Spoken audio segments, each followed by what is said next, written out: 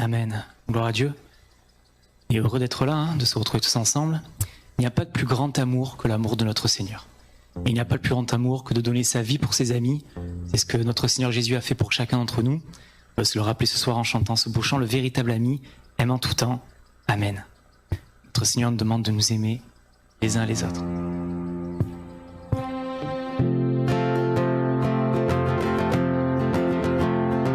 Le véritable ami aime en tout temps, dans les jours faciles et dans les mauvais moments.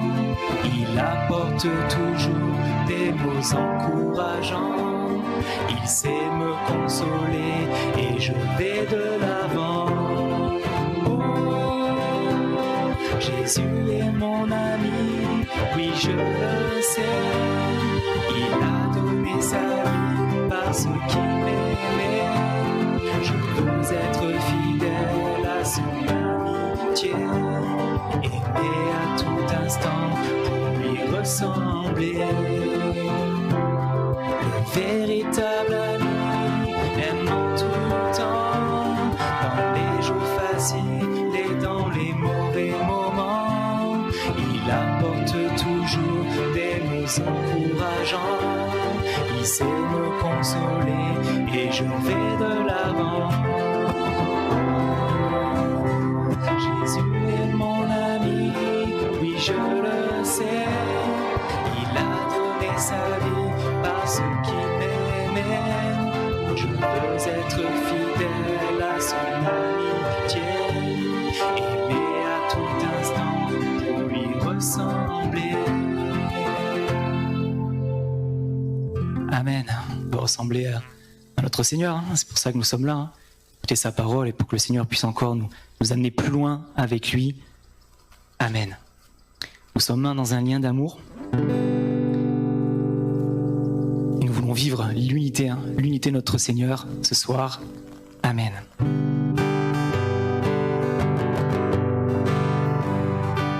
Nous sommes dans un lien d'amour.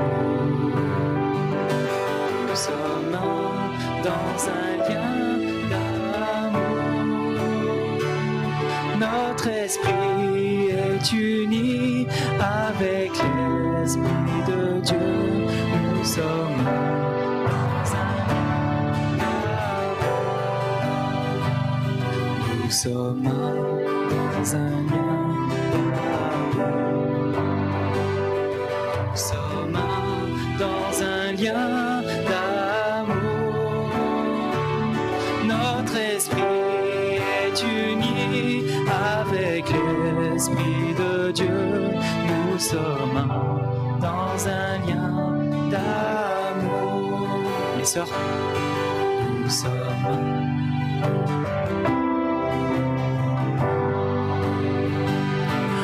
Nous sommes.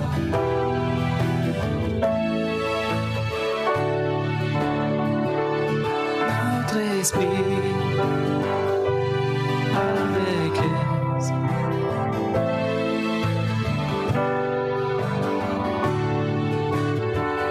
Les frères, nous sommes dans un lien d'amour. Nous sommes dans un lien d'amour. Notre esprit avec l'Esprit de Dieu. Nous sommes dans un lien d'amour. Une dernière fois ensemble. Nous sommes dans un lien d'amour. Nous sommes dans un lien d'amour. Notre esprit est uni avec l'Esprit de Dieu. Nous sommes dans un lien d'amour. Amen. Yeah. Prendre un dernier chant, après quoi je demanderai à notre sœur Béatrice de prier pour chacun d'entre nous. Me voici, je m'abandonne à toi, On va être prêt ce soir, hein. Me voici pour t'écouter, Seigneur. Me voici pour t'obéir. Me voici pour marcher de progrès en progrès. Me voici, Seigneur.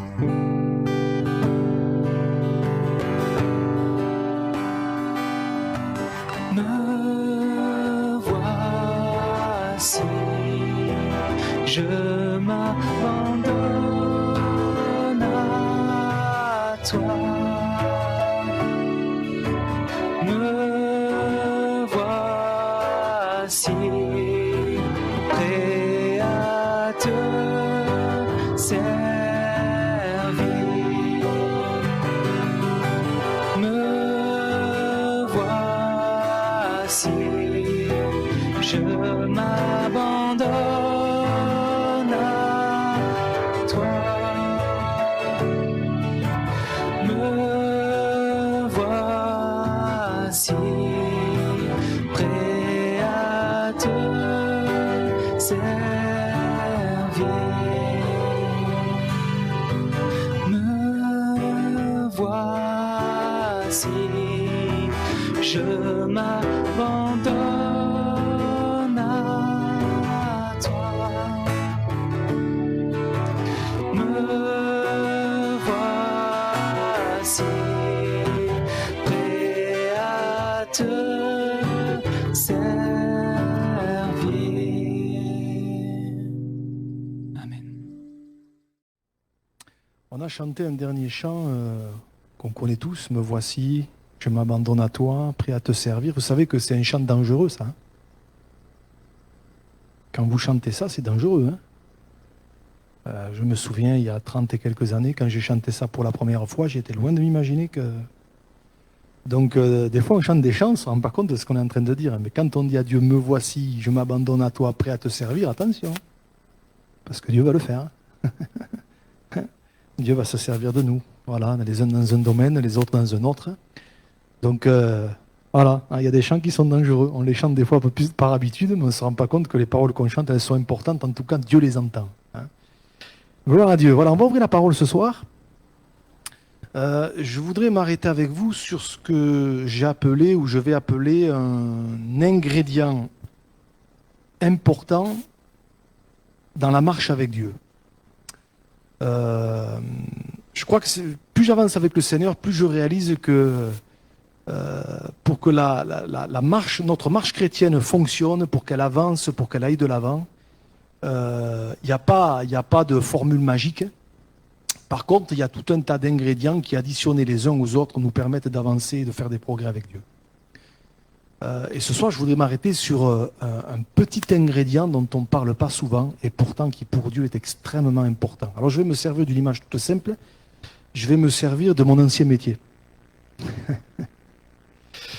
Bon, vous savez que pour la plupart, avant d'être dans le ministère pastoral, j'étais donc pâtissier.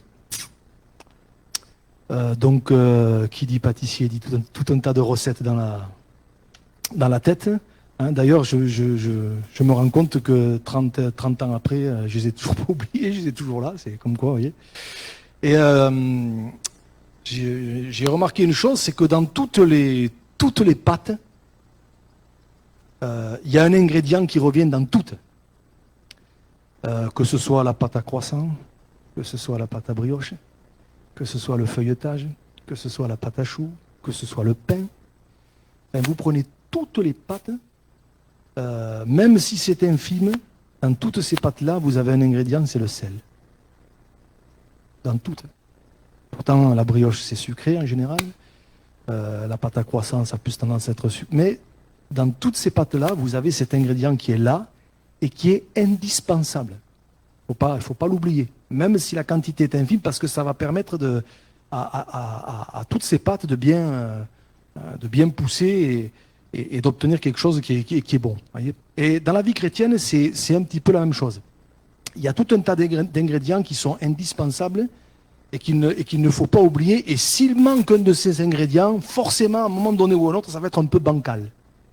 Alors ce soir, de quel élément je veux parler, qui ressemble un peu au sel, c'est-à-dire que c'est peut-être pas forcément le plus important, mais il est indispensable. Ce soir, je voudrais vous parler de l'humilité. L'humilité. On ne parle pas souvent de ça, mais je crois que c'est important, d'autant plus qu'on sait que la Bible dit quand même que Dieu résiste aux orgueilleux, mais il fait grâce aux humbles. Donc c'est important. Voyez. Alors peut-être, avant de lire 2 versets en introduction, une petite anecdote. Alors je ne sais pas si c'est vrai ou si c'est pas vrai, hein, mais en tout cas, ça a le mérite de nous faire réfléchir. C'est l'histoire d'un jeune gars qui pensait qu'il avait un appel au ministère, à la prédication, au service de Dieu, et donc il en avait fait part à son pasteur, et il trépignait d'impatience qu'arrive le moment où son pasteur lui demande pour la première fois de prêcher. Donc, et puis est arrivé ce fameux moment. Son pasteur lui demande, il dit, tel jour, à telle heure, ben, tu apporteras la parole de Dieu, tout ça. Et lui, wow, il est content, il est heureux, il est fier, il est tout ce que vous voulez. Et puis il prépare ça, mais vraiment bien, quoi, hein, vraiment bien. Et puis arrive le fameux jour. Et puis il est devant sur sa chaise, là, et voilà, il trépigne, et puis quelque part, voilà, il veut montrer que vraiment il a reçu quelque chose, quoi. Il veut apporter un message, hein, etc. Et puis arrive le moment où donc son pasteur l'introduit. Alors je ne sais pas si l'estrade était comme ça, je ne sais pas. Et puis quand il monte sur l'estrade, en montant sur l'estrade, il est assez... vous voyez? Il est assez... voilà, il est assez... Et puis il arrive devant avec ça, il ouvre sa Bible, et puis quand il doit commencer à prêcher tout ça, ça sort pas, quoi. Ça sort pas, il est pris par l'émotion, il est pris par le stress, parce que, bon, ça paraît pas, mais le stress, au fur et à mesure, on apprend à le gérer, hein. On le gère, hein. Même 25 ans après, le stress, on le gère toujours, hein. Vous voyez, mais lui, c'est la première fois, il gère pas son stress, il gère pas ses émotions, il essaye tant bien que mal de commencer son message, mais il n'y a rien à faire, c'est une catastrophe. Et donc, au bout de 3-4 minutes, devant ce fiasco, son pasteur, avec beaucoup de compassion, prend un petit peu le relais. Il vient et puis il fait la réunion, quoi. Il fait la réunion, tout ça, et puis le pauvre jeune, il descend. Alors autant il était monté, autant là il descend tête basse, etc. Bon. Et puis arrive la fin de la réunion, et puis bon, il va pour partir, et puis son pasteur, le prêtre, il dit, viens me voir, j'ai quelque chose à te dire. Et puis il va lui dire ceci, il va lui dire, si tu étais monté comme tu es descendu, tu serais descendu comme tu es monté. Je vous la refais. Si tu étais monté comme tu es descendu, tu serais descendu comme tu es monté. Voilà. Voilà, je pense qu'il avait besoin d'une petite leçon d'humilité, voyez. Et je crois que parfois, il y a des moments où on a besoin d'apprendre des petites leçons d'humilité. Quand je dis « on », je m'y mets moi en premier. Hein. Voilà. Et je voudrais ce soir vraiment m'arrêter sur quelques textes qui font ressortir ça. Regardez par exemple deux versets dans les Proverbes. Proverbe 15, verset 33. Proverbe 15, verset 33, il est dit ceci, « La crainte de l'Éternel enseigne la sagesse et l'humilité précède la gloire. » Et puis un petit peu plus loin, chapitre 18, verset 12, c'est sensiblement la même chose, il est dit « Avant la ruine, le cœur de l'homme s'élève, mais l'humilité précède la gloire. » Donc c'est quand même important. Hein. La gloire de Dieu, on la veut, la bénédiction de Dieu, on la veut, dans nos vies, dans nos foyers, dans nos maisons, dans l'église. Mais je crois que c'est important de réaliser qu'il n'y a pas que ça, c'est vrai. Mais ça passe aussi par l'humilité. Alors on va essayer d'être concret ce soir, parce que je crois qu'il n'y a rien de mieux que... Hein, on pourrait faire de la théorie sur l'humilité, etc., décortiquer le mot, enfin tout ce que vous voulez, dans le grec, dans l'hébreu. Enfin, je pense que c'est pas ça qui va nous parler le plus, mais peut-être voir des exemples concrets dans la parole pour que ça nous parle. Je crois que Dieu nous a laissé tout un tas d'exemples et c'est là pour que quelque part ça nous interpelle et pour que quelque part on puisse dire ben voilà Seigneur, ce à quoi je veux ressembler, ce à quoi je veux aspirer, parce que je réalise que c'est bon pour moi. Alors j'ai relevé quelques exemples, là, on va avoir plusieurs ce soir, et que Dieu nous aide à leur ressembler. Bien sûr, dans la Bible, vous avez des magnifiques exemples d'humilité, mais vous avez aussi des terribles exemples d'orgueil. Et Dieu nous a laissé ces exemples, tantôt les uns dans l'humilité, tantôt les autres dans l'orgueil, pour que ça nous interpelle. Pour que quelque part, ça puisse s'imprimer en nous. Hein.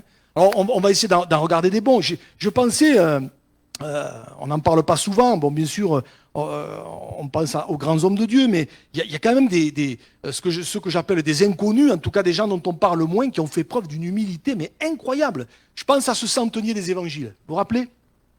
Celui qui va dire à Jésus, dis seulement un mot et mon serviteur sera guéri. On connaît l'histoire, hein? Mais vous vous rappelez que la Bible nous dit qu'il a envoyé des serviteurs pour que Jésus vienne, parce qu'il avait un serviteur, ce centenier auquel il était très attaché, qui était malade. Et puis Jésus y va, et puis quand il arrive pas loin de la maison, vous lirez ça dans Matthieu et puis dans Luc, quand il arrive pas loin de la maison, cet homme envoie un autre serviteur et va faire dire à Jésus, je ne suis pas digne que tu entres sous mon toit. Ouais. C'est une parole banale, ça, sur laquelle on pourrait passer très vite, mais quelle humilité! D'autant plus qu'à cette époque-là, dans le contexte de l'époque, un centenier, c'était quand même quelqu'un qui avait une position sociale, c'était quelqu'un de respecté, c'était quelqu'un qui avait une certaine position. Mais voilà un homme qui, quelque part, alors que c'est pas un juif en plus, pas un juif, hein, c'est un païen, mais voilà un homme qui manifeste une humilité incroyable. Alors c'est pas seulement sur cette base-là que Jésus va bénir son serviteur, puisque Jésus va dire, même en Israël, je n'ai pas trouvé une aussi grande foi. Mais je crois quand même qu'une des raisons qui ont amené Jésus à bénir le serviteur de ce centenier, c'est aussi son humilité. C'est aussi son humilité. Je crois que c'est important que quelque part, Dieu puisse discerner en nous un cœur humble. Voyez, je pense aussi cette femme que la Bible appelle la syrophénicienne. C'est incroyable cette histoire. Incroyable. Moi, franchement, cette femme, moi, elle m'interpelle. On connaît bien l'histoire.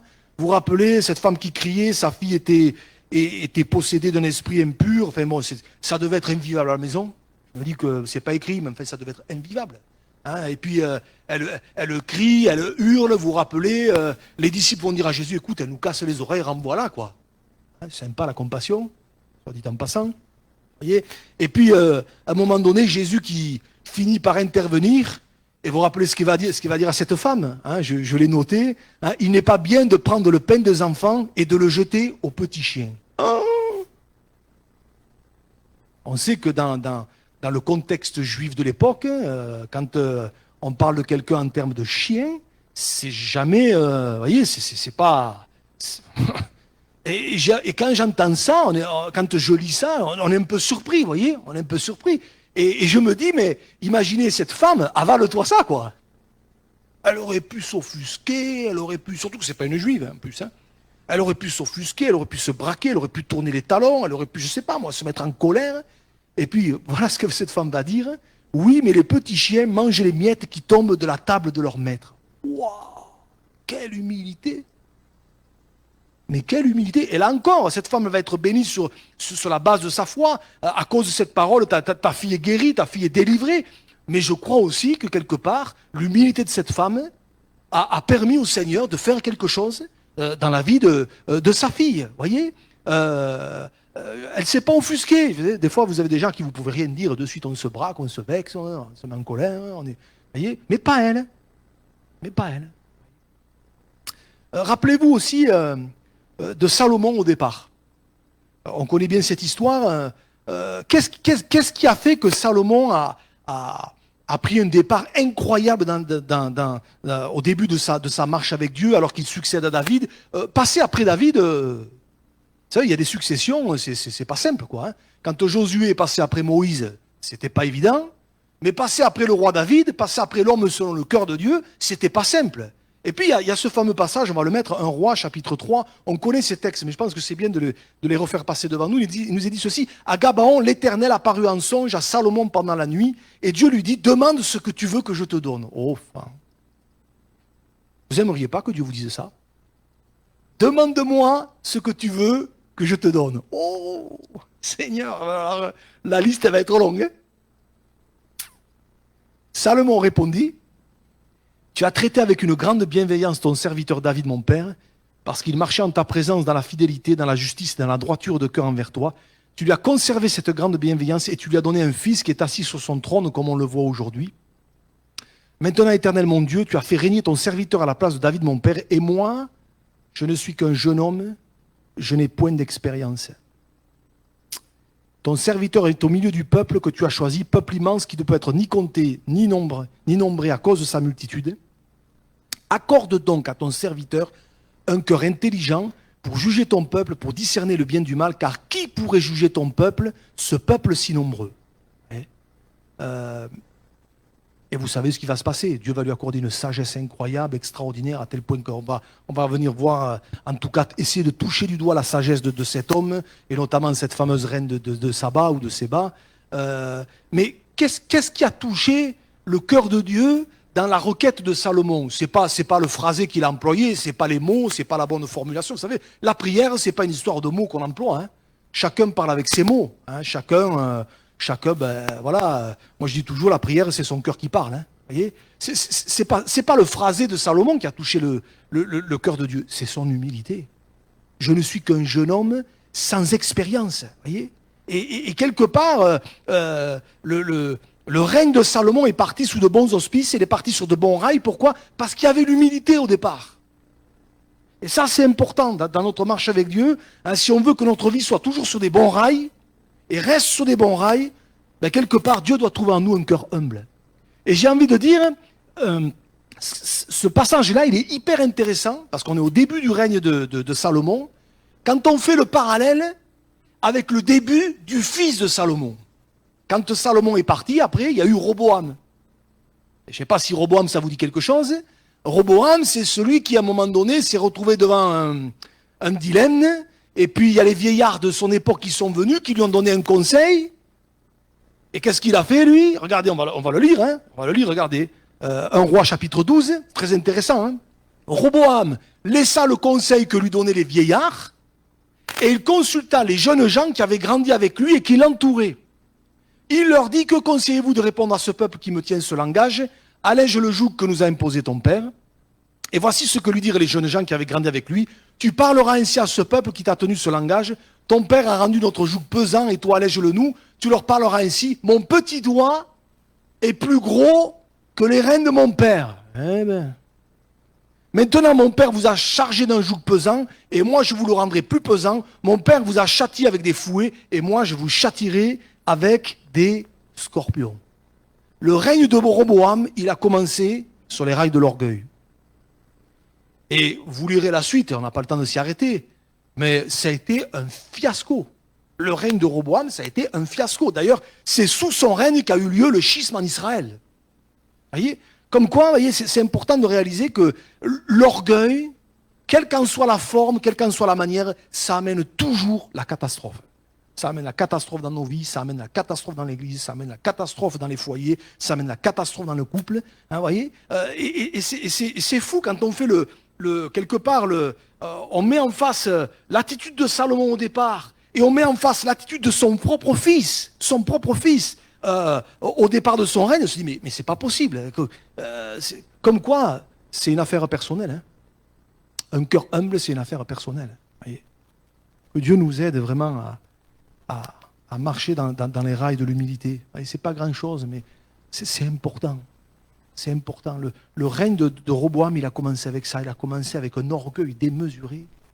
Et ça a mal fini. Hein. Ça a été terrible. Et puis, on va un petit peu plus loin. J'ai parlé de Salomon, de Roboam, son fils. On va parler du grand-père de Roboam, David. À mon sens, ce qui a sauvé David, c'est son humilité. C'est son humilité. Parce que, ok, David, c'était l'homme selon le cœur de Dieu, mais bon, il en a fait de belles quand même. Il en a fait de belles. Mais bon, on découvre en lisant l'histoire de David, et franchement, en ce moment, je relis David, premier livre de Samuel, deuxième livre de Samuel, c'est incroyable. Quand vous prenez le temps de regarder, il y a des choses, et puis ça vous parle pour vous aujourd'hui. Voyez. Mais par exemple, quand Nathan est venu trouver David, mais quelle humilité chez cet homme.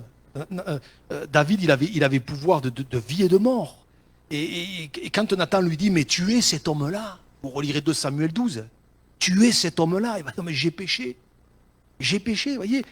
David, c'est un homme qui savait reconnaître ses erreurs. Qui, oui, il n'était pas là en train de les cacher, en train de les dissimuler, en train de les minimiser, en train d'essayer de se disculper, de mettre la faute sur Bathsheba. Relisez le psaume 51, qui est le psaume de son repentir. Jamais il parle de Bathsheba, jamais. Mais il fait preuve d'une humilité incroyable. J'ai envie de nous dire, ce soir, on peut tous faire des erreurs. C'est pas, quand je dis ça, c'est pas une porte ouverte à faire n'importe quoi. Hein. Mais on peut tous faire des erreurs. Nous bronchons tous de plusieurs manières. Mais quelque part, ce qui est le plus important, c'est l'attitude après, face à l'erreur. Est-ce que je vais faire preuve d'humilité, ou est-ce que je vais m'entêter, ou est-ce que je vais m'endurcir? Et c'est important ça. Et David, c'est un homme qui avait cette humilité de cœur pour savoir reconnaître ses erreurs. J'ai péché. Et puis regardez, dans une autre circonstance, là aussi c'est très intéressant, 1 Chronique 14, versets 8 à 11. 1 Chronique 14, versets 8 à 11, il dit ceci, « Les Philistins apprirent que David avait été oint pour roi sur tout Israël. Et ils montèrent tous à sa recherche. David, qui en fut informé, sortit au-devant d'eux. Les Philistins arrivèrent et se répandirent dans la vallée des Réphaïm. David consulta Dieu en disant, « Monterai-je contre les Philistins et les livreras-tu entre mes mains ?» Et l'Éternel lui dit, « Monte et je les livrerai entre tes mains. » Ils montèrent à Baal Pératsim où David les battit.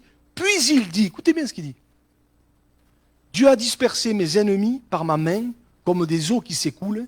C'est pourquoi l'on a donné à ce lieu le nom de Baal Pératsim. » Alors c'est un verset, quand vous lisez ça vite, faites pas attention.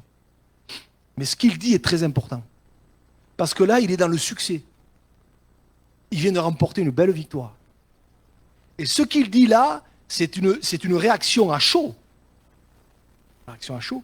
Il dit, Dieu a dispersé mes ennemis par ma main. Autrement dit, il ne s'attribue pas le succès. Il ne s'attribue pas la victoire. Mais il sait que si victoire il y a eu, c'est parce que Dieu est intervenu. Et qu'il aurait eu beau s'appeler David ou qui vous voulez, ou Arnold Schwarzenegger ou tout ce que vous voulez, mais si Dieu n'avait pas été là, il n'y aurait pas eu de victoire. Et je crois que là, il y a un bel enseignement pour nous. Que Dieu nous garde. Que Dieu nous garde, les uns et les autres. Quand nous avons ce que j'appelle, et je le mets entre guillemets, quelques succès, c'est-à-dire quand au travers de nous, Dieu, je sais pas moi, Dieu se sert de nous pour, dans une situation, dans une circonstance, quand Dieu se sert de nous pour parler à quelqu'un et que ce quelqu'un se tourne vers le Seigneur et lui donne son cœur, que Dieu nous garde de penser qu'on y est un peu pour quelque chose. Et que si on n'avait pas été là, ça ne se serait pas passé. Que Dieu nous garde de ça. Que Dieu nous garde de ça. Et David, et relisez l'histoire de David, ça revient comme un leitmotiv. J'ai pris cette situation-là, j'aurais pu en prendre une autre. On voit David qui remporte des batailles, qui remporte des succès, mais chaque fois, il se met pas en avant, chaque fois, il s'attribue pas. C'est pas, heureusement que je suis là. Hein. Ah, si j'étais pas là, ça marcherait pas. Hein. Non. Dieu a dispersé mes ennemis par ma main. Il est conscient qu'il n'est qu'un instrument. Et que Dieu nous aide à prendre conscience que nous ne sommes que des instruments entre les mains de Dieu. Et que si Dieu, dans sa grâce, se sert de nous, toute la gloire lui en revienne, nous on n'y est pour rien. Nous on n'y est pour rien. Et puis regardez, d'ailleurs, rappelez-vous que le reproche qui va être fait à Saül, celui à qui David a succédé, je ne t'ai pas donné la référence, mais c'est 1 Samuel 15, verset 17, Dieu va dire par l'intermédiaire de Samuel à Saül, « Lorsque tu étais petit à tes yeux, n'es-tu pas devenu le chef des tribus d'Israël? Lorsque tu étais petit à tes yeux. » Voyez, autrement dit, quand tu étais dans l'humilité, quand tu étais sur les bons rails de l'humilité, mais je t'ai béni. Sauf qu'à un moment donné, il a déraillé complètement et l'orgueil l'a pris. Quoi. Voyez, mais David, lui, oui, il a commis des bêtises, oui, il a fait des erreurs, oui, il y a eu l'adultère, il y a eu tout un tas de choses, de dérapages, mais c'est un homme qui avait l'humilité. Et je crois vraiment que c'est ça qu'il a gardé. Et puis, je pense aussi à ce qu'il va exprimer dans un de ses psaumes, psaume 143, verset 10, moi c'est un verset que j'aime beaucoup, où il dit ceci, « Enseigne-moi à faire ta volonté, car tu es mon Dieu, que ton bon esprit me conduise sur la voie droite. » Et ce que j'aime dans ce psaume, c'est cette parole, « Enseigne-moi ». Il est conscient qu'il ne sait pas tout. Il est conscient que malgré ce qu'il est, il a besoin d'être enseigné. Voyez, il est enseignable. Mais quand on est comme ça, Dieu peut nous amener loin. Dieu peut nous amener loin. Je crois que ça c'est important qu'on garde ce cœur-là, ce cœur enseignable. On puisse dire, Seigneur, c'est vrai, ça fait peut-être 20 ans, 30 ans que je te connais, 40 ans que je te connais, mais Seigneur, enseigne-moi encore. J'ai besoin d'apprendre, j'ai besoin que tu m'aides. Tu vois, Seigneur, encore, il y a tellement de carences en moi, j'ai besoin vraiment que tu fasses ton œuvre en moi. Enseigne-moi. Enseigne-moi. Et puis j'ai pensé aussi au grand apôtre Paul. Alors je dois vous avouer que l'apôtre Paul, quand j'y réfléchis, au début de ma conversion, j'avais un peu de mal avec lui. Parce que quand je lisais ses épîtres, quand je lisais ses écrits, je me dis, oh, le gars, il se la joue un peu. Hein. Puis finalement, à force, avec le temps, en relisant les textes, tout ça, je me suis rendu compte que quand même, l'apôtre Paul, c'est un homme, certes, qui avait du caractère. Certes, c'est un homme qui avait une certaine éloquence. Il avait été élevé au pied de Gamaliel. Donc, voilà, je veux dire, Gamaliel, c'était un des plus grands rabbins de l'époque. Donc, quand vous aviez été élevé au pied de Gamaliel, vous saviez de quoi vous parliez, quoi. Vous voyez. Mais il y a des textes, il y a des paroles qui disent qui sont incroyables. J'en ai relevé juste deux. Regardez, 1 Corinthiens 15, verset 10. Cet homme qui dit, par la grâce de Dieu, je suis ce que je suis. Et sa grâce envers moi n'a pas été vaine, loin de là. J'ai travaillé plus que tous, etc., etc. Non pas moi toutefois, mais la grâce de Dieu qui est avec moi. Voyez, mais j'aime cette parole, par la grâce de Dieu, pas par mes efforts, pas parce que je m'appelle l'apôtre Paul, pas à cause de ce que j'ai été élevé au pied de Gamaliel, non, mais par la grâce de Dieu, je suis ce que je suis. Il est conscient qu'il est le résultat de la grâce de Dieu et pas de ses efforts, pas de lui. Voyez. Et ça, pour moi, cette parole, elle est incroyable.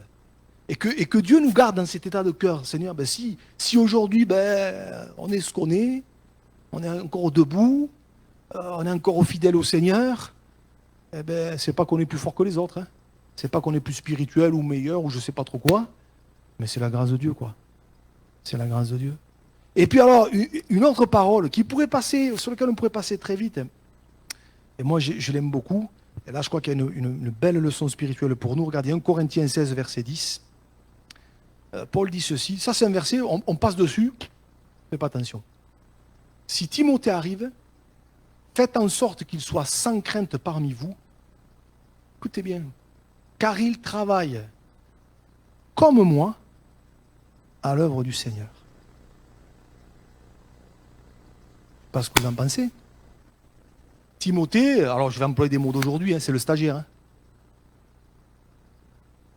Bah oui, c'est celui que Paul est en train de former.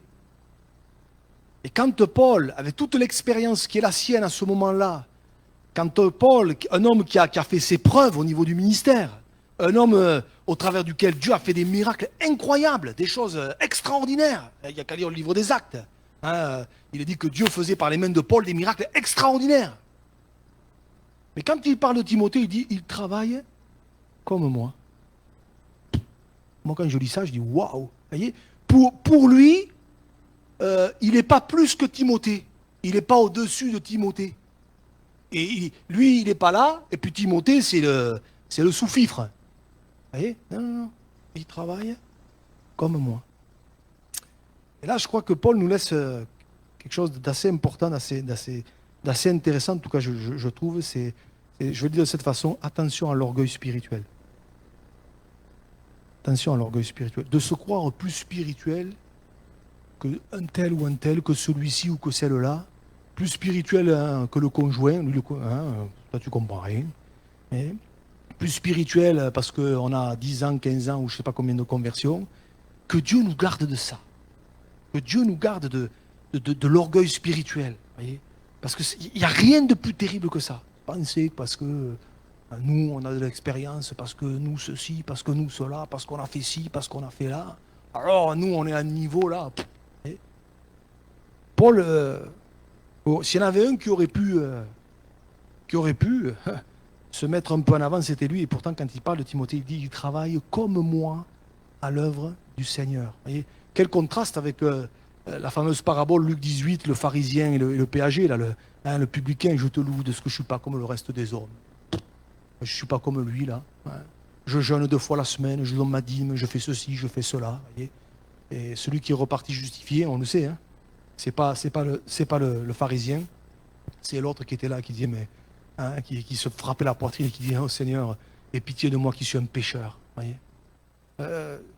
Concernant ce point-là, je dirais, vous savez, si l'ennemi de notre âme, le diable, n'arrive pas à nous humilier, à nous abaisser, alors il va chercher à nous élever.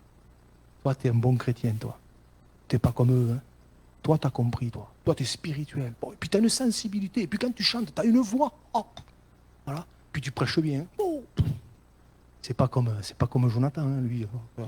Ni comme Patrick. Hein. Bon, Patrick, Mais toi, t'es top, toi.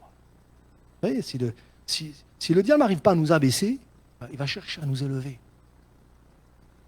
En tout cas, l'apôtre Paul, moi j'ai dit Seigneur, que Dieu nous aide à réaliser que quelque part on n'est pas plus fort, on n'est pas plus spirituel, on n'est pas meilleur les uns que les autres. Et d'ailleurs, c'est ce même apôtre Paul qui écrira ces versets, Philippiens chapitre 2, verset 3.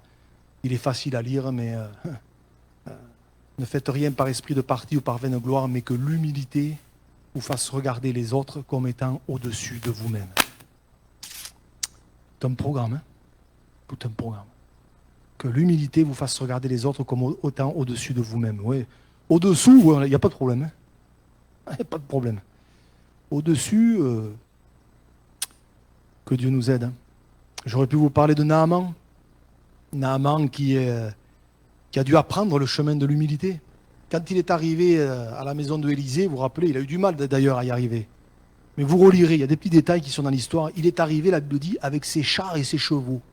Ça, c'est l'image de son orgueil. Vous voyez, il est arrivé avec ses chars, ses chevaux, il est arrivé avec ses médailles, il est arrivé.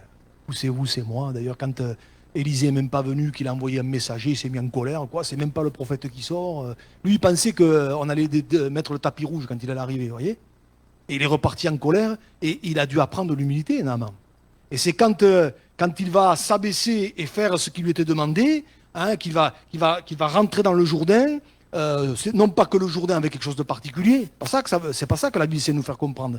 Ce qu'elle essaie de nous faire comprendre, c'est qu'il a fallu qu'il enlève son armure, il a fallu qu'il enlève toutes ses médailles, il a fallu qu'il se mette à nu.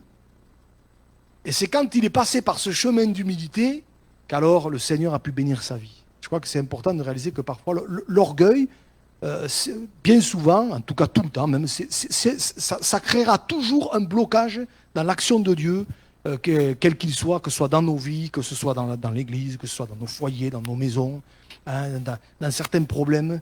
Souvent, c'est l'orgueil. Vous voyez, quand on ne veut pas capituler, quand on ne veut pas quelque part reconnaître ses torts, quand on ne veut pas. Et parfois, ce qui bloque, c'est ça.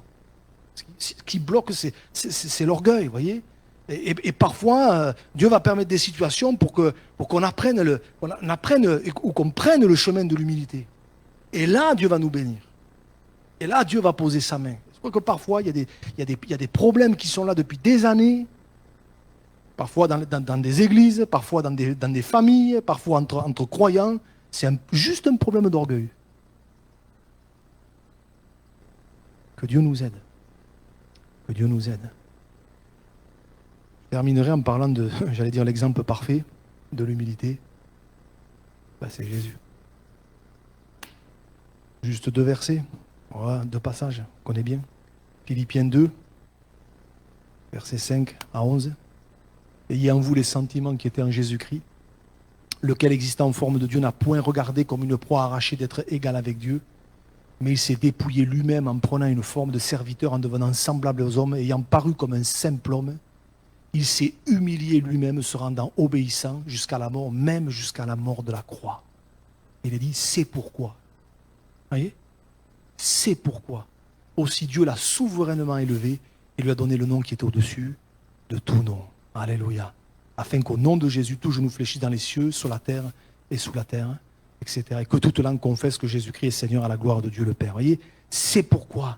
Il y a eu l'humiliation de Jésus, mais l'humiliation a été suivie de l'élévation. Et le chemin de l'élévation, dans le sens spirituel du terme, il passera toujours par l'humilité. Il passera toujours par l'humilité. Puis j'aurais pu vous mettre Ésaïe 53, verset 2, que vous connaissez bien. Regardez Ésaïe, juste ce verset. Il s'est élevé devant lui comme une faible plante. Il s'agit de Jésus, là, c'est une prophétie sur Jésus. Il s'est élevé devant lui comme une faible plante, comme un rejeton qui sort d'une terre desséchée. Il n'avait ni beauté ni éclat pour attirer nos regards, et son aspect n'avait rien pour nous plaire. Jésus, il n'est pas arrivé comme une rockstar. Hein. Il n'est pas arrivé, je ne sais pas moi. Il n'est pas arrivé sous les feux des spots. Les trucs, la boule à facettes et tout. Il n'est pas arrivé comme ça. Il est arrivé dans une crèche, il est arrivé là, dans la simplicité. Quand on voit certaines choses aujourd'hui, Jésus, il n'est pas arrivé comme ça. Hein. Il est arrivé avec une humilité incroyable. Et tout le ministère de Jésus a été marqué par une humilité incroyable. Quand on venait pour le faire au roi, il partait. Quand on venait pour l'élever, quand la foule arrivait pour... hop, lui, qu'est-ce qu'il faisait? Il passait, et puis il partait, il se retirait à l'écart, il priait. Enfin, il y a des versets, on n'a pas le temps de s'y arrêter ce soir, mais c'est incroyable, l'humilité de Jésus. Puis c'est un sujet, vous voyez, juste, vous y réfléchirez. L'humilité, vous remarquerez que ce n'est pas un fruit de l'esprit. Ce n'est pas un fruit de l'esprit. Vous relirez Galates 5, 22. Le fruit de l'esprit, c'est quoi? L'amour, la joie, la maîtrise de soi, etc.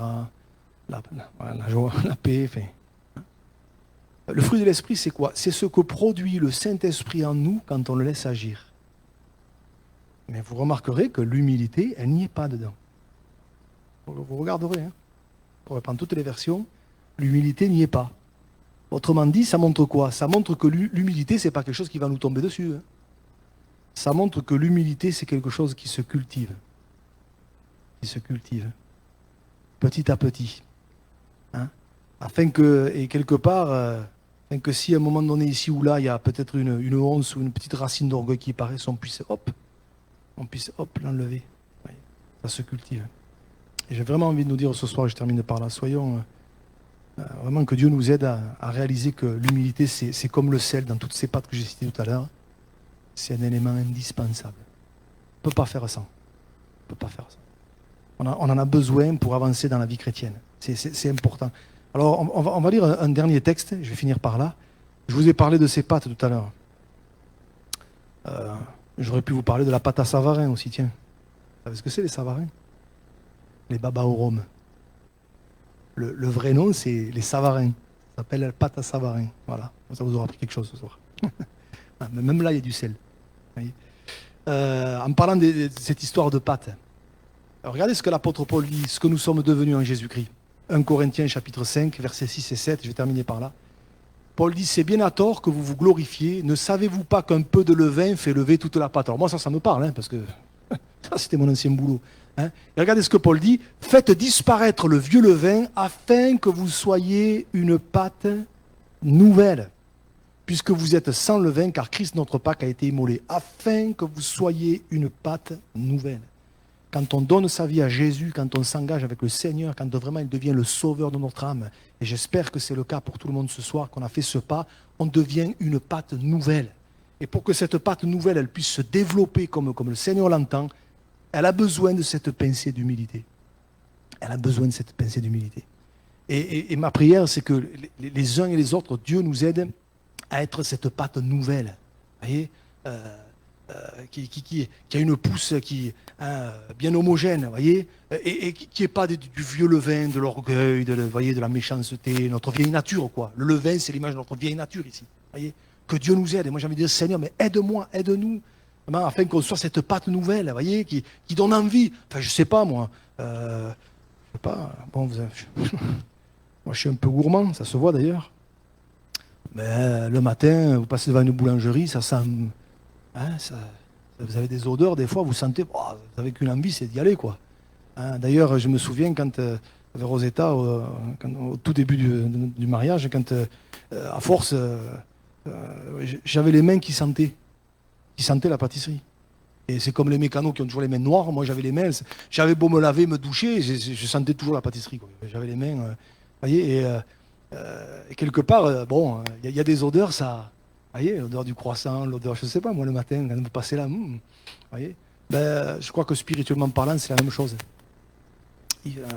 Une pâte nouvelle, c'est-à-dire un cœur changé, transformé, une vie qui ressemble à Jésus, ben, ça donne envie. Ça donne envie. Et c'est ça que Dieu veut que nous devenions. Et pour ça, il y a tout un tas d'ingrédients et il y a une petite pincée d'humilité. Ma prière, c'est de dire, Seigneur, aide-nous, aide-moi. Afin que vraiment, l'orgueil, il n'est jamais loin. Hein. Il n'est jamais loin. Que celui qui croit être debout prenne garde de tomber. Alors que Dieu nous aide. On prie le Seigneur. Seigneur, ce soir encore, je te demande vraiment de nous aider, de m'aider. J'ai besoin de toi, Seigneur, parce que c'est vrai. Si vite fait de se penser, de se croire plus fort que les autres, plus spirituel, meilleur. Seigneur, on veut rester sur les bons rails de l'humilité, Seigneur, réalisant que sans ta grâce, je suis rien, on n'est rien. Et qu'on a tellement besoin de toi. Seigneur, pardonne-moi, pardonne-nous pour toutes les fois où peut-être on a fait preuve d'orgueil dans un domaine, dans un autre. Et Seigneur, merci parce que tu utilises toutes les situations pour vraiment nous apprendre ce chemin de l'humilité. Merci parce que c'est vrai, tu résistes aux orgueilleux, mais tu fais grâce aux humbles. Seigneur, je veux vraiment, Seigneur, faire partie de ceux à qui tu fais grâce.